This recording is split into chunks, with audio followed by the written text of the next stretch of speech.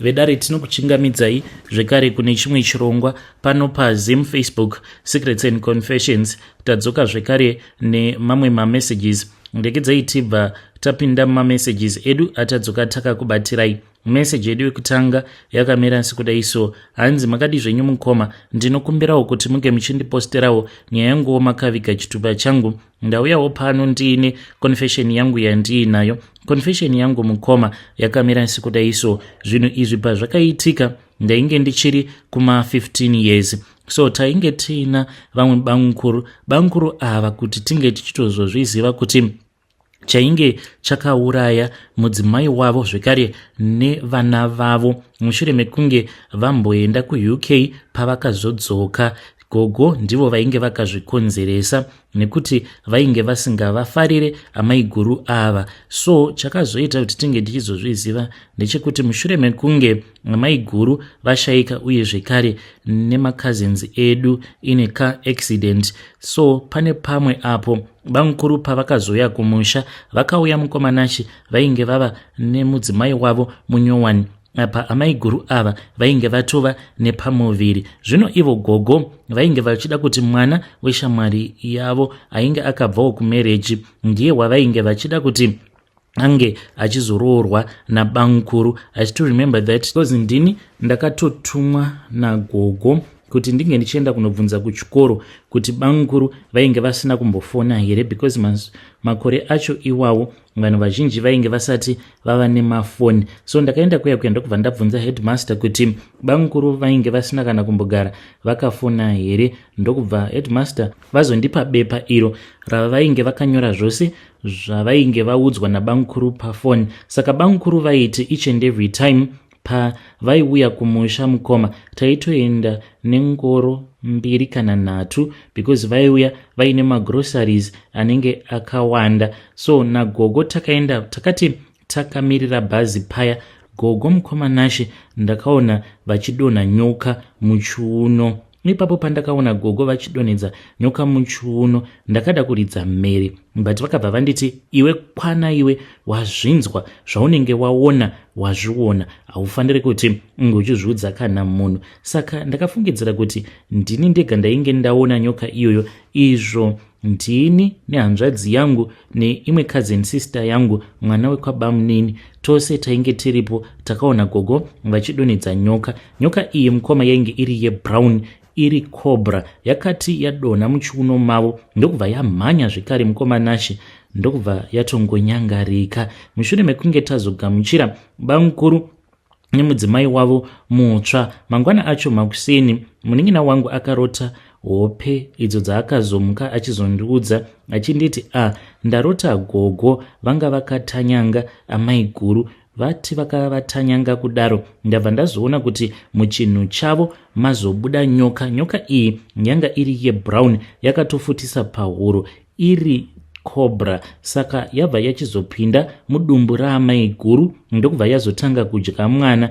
Yagaramo mudumbu imomo. Mai guru nhumbu yavo ivo vachifungidzira kuti iri kungokura, izvo inyoka yanga ichitongokura zvayo ichikandira mazai muchibereko mavo. Apa mukomanashi munin'ina wangu uyu wandiri kutaura nezvake panguva yacho iyoyo ainge achiri kuma 6 years. Zvose izvo zvekuzoti ainge azviwanepi zvekuti mwana anenge achikura ari muchibereko kusvika 9 months.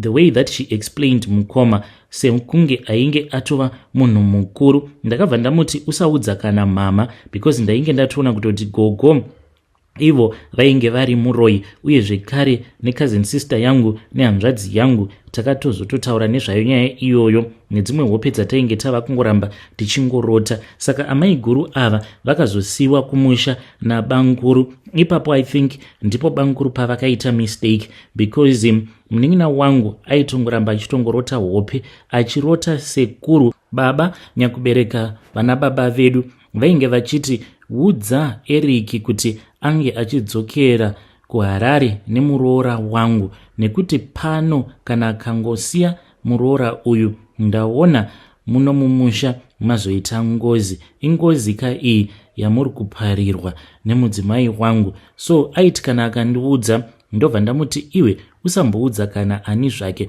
upe idzodzo nekuti gogo vanokurova. So one morning pandakamuka ndakabva ndazoona kuti gogo vainge vagere naye munin'ina wangu uyu akazotofa mukoma ava kupenga. Ainge achivaudza hope dzose idzo ainge arota. Musi wacho iwoyo haana hake kuzondiudza because gogo vakabva vazomuti kubva nhasi muzukuru wangu hope dzose dzaunenge warota unofanira kuti unge uchiudza inini. Ndokubva vamuti chienda kubedroom kwangu pakati uende unotora masweets. Ndokubva vamukangira nzungu paya vakabva vamupa mari. Saka ainge ava kungoudza gogo hope dzose dzaainge achirota. Akazotanga kupenga mushure mekunge aroorwa ndokubva azofa. Mukomanashi akaita zvekuzvisungirira zvinova zviri zvinhu zvokuti as a family zvakatirwadza. So maiguru vaya after 2 months ndopa vakazoya vakazotorwa nabamukuru vakabva vazoendwa navo kuHarare mukoma. But takazonzwa zvichinzi nhumbu iyo yavainge vakatakura nhumbu iyoyo yakazongonyangarika. Ndiyo confession yangu yandiinayo mukoma.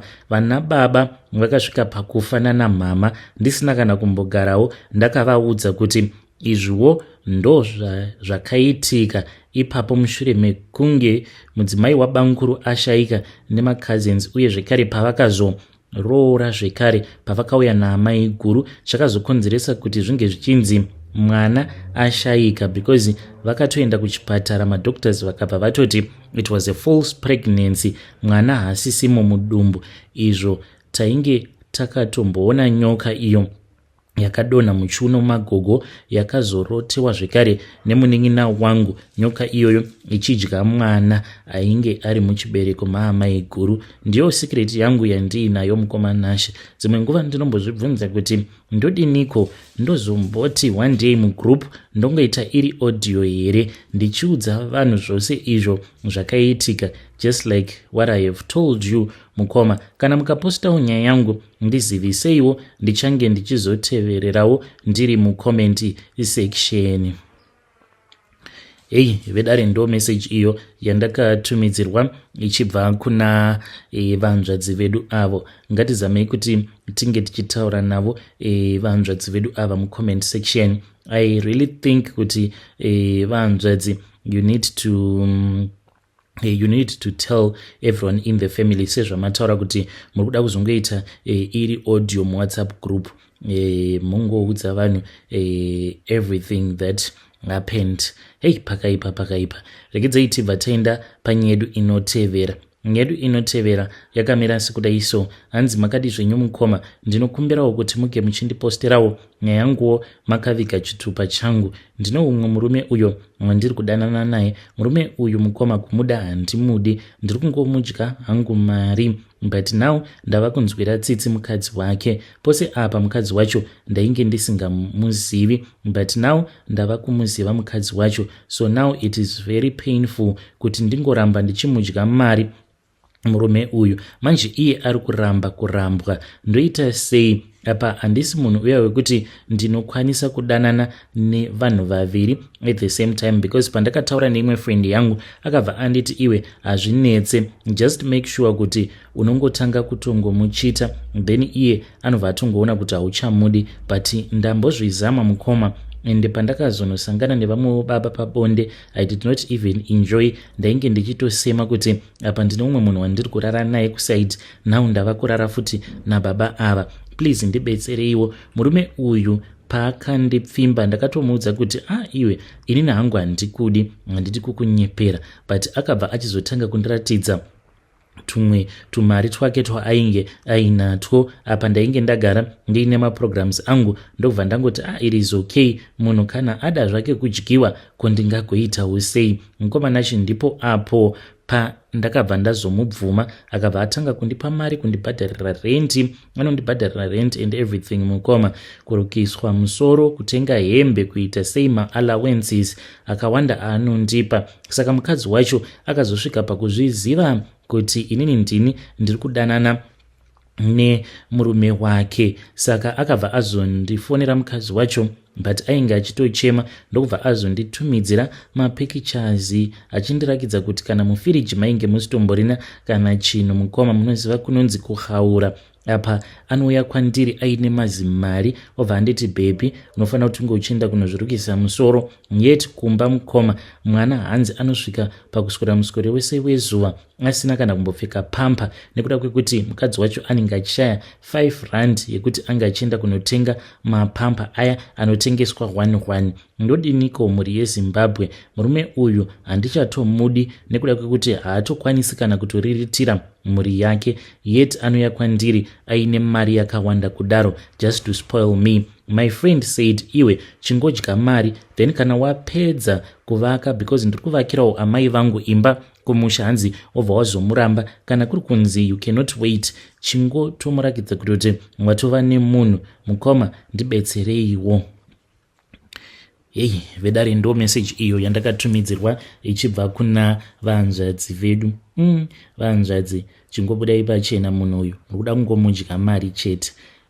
Munhu kune munhu anonzi anoramba kurambwa here? Kana munhu handiti wava kusangomuda, you just tell the person kuti inini handichakude, then you do zvinoita kuti iye ange achiona kuti zveshuwa hapasina relationship. Asi ngatitaurei navo vahanzvadzi vedu ava mucomment section. Regedzai tibva taenda panyedu inotevera. Nyedu inotevera yakamira sekudaiso. Hanzi makadi zvenyu mukoma, ndinokumbirawo kuti munge muchindiposterawo nyaya yangu makavikawo chitupa changu.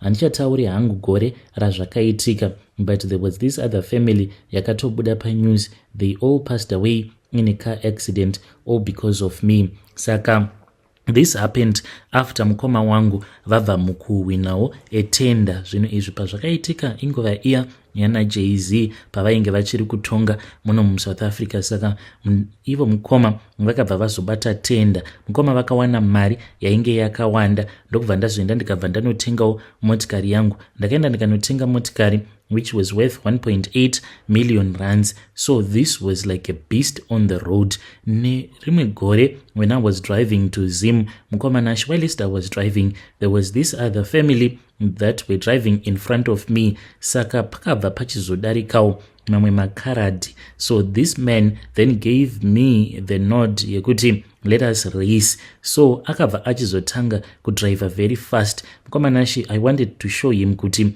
I also had a beast on the road, because iye ainge aine Mustang yake ya ainge achidriver. So when we started overspeeding, inini I then lost control a little bit, but by the time that I regained control, because as we were overspeeding, we then sandwiched that car, that same car that had the husband and the wife and the 2 kids in between. So the husband panicked because ininiwo ndakanzwa sound, ndakanzwa sekunge vhiri remotikari yangu rainge raputika. So pandakavhunduka mukoma nashi, I just temporarily lost control of the vehicle. So iyewo when he tried to avoid me crashing into him because of the high speed that I was driving in, then when he swerved his vehicle, it then overturned. I watched in horror mukoma nashi on the view mirror as the car overturned almost 4 times over and over again. Mukoma ndakambomira, uya mukaradi he continued driving as if nothing had happened. Ndakaramba ndakamira mukoma nashi, and I saw kuti the way that this car had crashed, vanhu vainge varimo motikari imomo, they had all passed away. Ndopa ndakabva ndachizoita come back to my senses, ndikabva ndati if I get caught here anenge ari ma1. I drove off mukoma very fast. Me and that colored guy takazosangana after rimwe toll gate. Then we spoke about it. He then said, my man, zvaitika. If it ever happens, kuti you hear this on the news, you do not tell anyone, you remain quiet. Do you understand me? Ndikabva ndangoti yes, but ndainge ndichiri kutobvunda ipapo mukoma nashi, because I knew kuti vanhu ava vainge vatoshaika. Throughout the journey until ndichizonosvika kuBait Bridge, I was just listening on the radio. I listened mukoma in shock as I heard kuti there was a couple that had been involved in an accident and they had all passed away mukoma. Nanasi uno, even if when I am just sitting alone, I get so scared zvekuti ndinotosarudza kana kutogara panze kana huri usiku, because ndinenge ndichitya ndichingofungidzira kuti zvimwe kuda ndichazongokaruka ndatongoonawo chipoko. Ndo zvakazokonzeresawo kuti ndinge ndichizotanga kuendawo kuchechi kunamata. Ndinonamata, but I only pray out of fear. Vedare ndo message iyo yandakatumidzirwa ichibva kuna mukoma vedu. Zvakangoma hazvo vedu we, ngatizamei kuti tinge tichitaura navo mukoma vedu ava mucomment section. Voitawo sei? Because apapa ndo vakakonzeresa kuti vanhu ava vange vachizofa. Regedzai tibva taenda panyedu inotevera. Nyedu inotevera yakamira sekudai so. Hanzi makadi zvenyu mukoma, ndinokumbirawo kuti munge muchizondiposterawo nyaya yangu makaviga chitupa changu. So bosi vangu ivo, mwana wavo anoitawo izvi zvekurwa ende anotombobuda paTV like your UFC. So nyaya iripo mukoma ndeyekuti ndanga ndichifungidzira kuti kana ndikaendawo kun'anga ndinotemererwawo nyora dzemangoromera, maybe ndinokwanisawo kutotanga kuita izvozvo zvekurwa, because already physically mukoma I am someone that exercise, ndinotoitawo zvegymming, but I do hangu zvegymming pamba, and I am a good fighter as well. Mukoma Nashe, I am asking for your advice. Kune munhu wamunoziva here anokwanisa kunditemererawo nyora dzemangoromera? Because my boss, I know him, he is a good man. I am pretty sure kuti he can sponsor me. Maybe I can become the next Temba Gorimbo. Vedare ndo message iyo yandakatumidzirwa ichibva kuna mukoma vedu avo. Zvakangoma hazvo vedu we, hanzi ndafunga hangu kuti ndinge ndichitemererwa nyora idzodzo dzemangoromera pakaipa kani. Zvakangoma hazvo vedu we. Let us try to speak with him in the comment section.